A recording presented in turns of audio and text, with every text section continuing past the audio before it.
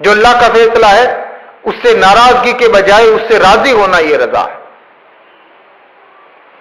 اب سوال یہ ہوگا کہ شرور اور معاصی، کیا شرور اور معاصی اور کیا جرم و گناہ بھی اللہ عز و جل کی قضا اور قدر سے نہیں؟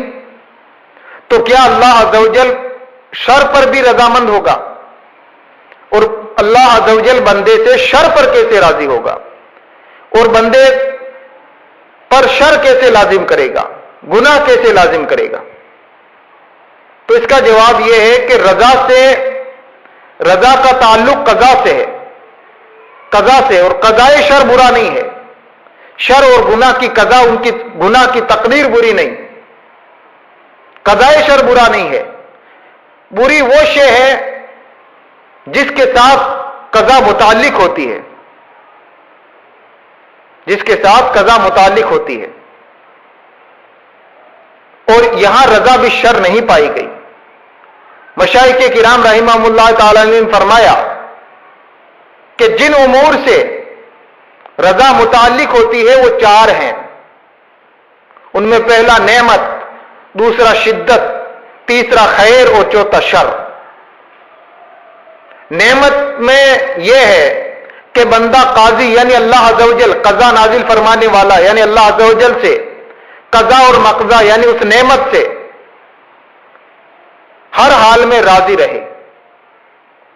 قضا نعمت سے، قضا سے نعمت سے، اور قاضی یعنی قضا نازل فرمانے والے سے، پروردگار عالم سے ہر حال میں راضی رہے۔ راضی رہنا واجب ہے،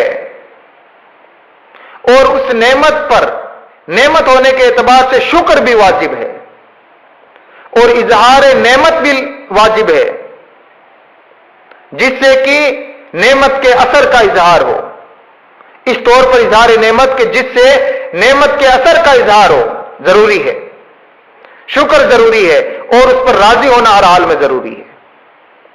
دوسرا ہے شدت، سختی اور تکلیف، مصیبتیں اور پریشانیاں۔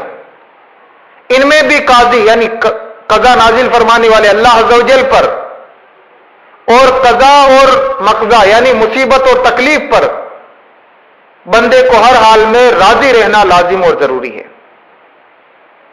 اور اس کے سختی اور تکلیف کی وجہ سے مصیبت پر صبر کرنا بھی ضروری اور لازمی ہے۔ وہ مصیبت اور پریشانی جو پیش آتی ہے تو اس میں مصیبت اور پریشانی پر اور اللہ عز و جل پر بندے کو راضی رہنا ضروری ہے، اور اس مصیبت پر صبر کرنا بھی واجب اور ضروری ہے۔ تیسری چیز ہے خیر اور نیکی۔ تو خیر، نیکی اور بھلائی میں بھی بندے کو قاضی یعنی قضا نازل فرمانے والے پروردگار عالم پر قضا اور مقضا یعنی اس خیر پر، اس بھلائی پر ہر حال میں راضی رہنا اور خوش رہنا لازم اور ضروری ہے، اور پھر اس خیر کی توفیق کے سبب اللہ عز و جل کے فضل و کرم کا اعتراف کرنا بھی ضروری ہے، اس لیے کہ اللہ عز و جل نے خیر کی توفیق دی اور نیکی کی ہمت عطا کی۔